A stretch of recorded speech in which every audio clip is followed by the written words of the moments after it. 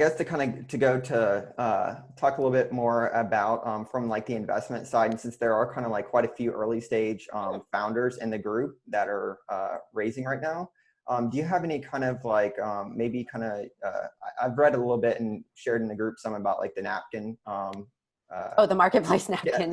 Yeah, that's Yeah. great. Yeah. So is there anything maybe that you want to kind of share on that?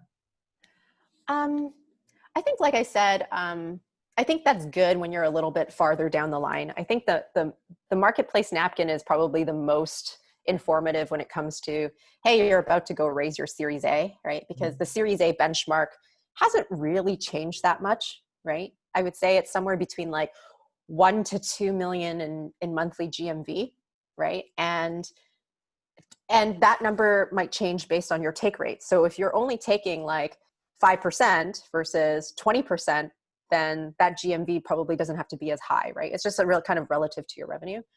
But like in the early stages, and I alluded to this earlier, it's really just the qualitative things that really matter the most, right? When you're trying to sell someone on your vision. And those things are things like, you know, the frequency, right? The frequency of use, the point on disintermediation that I mentioned, right? One criteria that I really love is the idea of whether or not you're just creating market efficiency versus creating new value. So as an example, Uber and Lyft, they made it not just more efficient for us to get a ride, right? But they also made it possible for so many people to be taxi drivers, right? So in effect, they created a market and they moved money that would have otherwise been spent probably on like public transit or driving yourself around, right, to their own space, right? Versus I would say in a marketplace where you might, like a locums tenens marketplace where you're connecting like doctors with hospitals, right?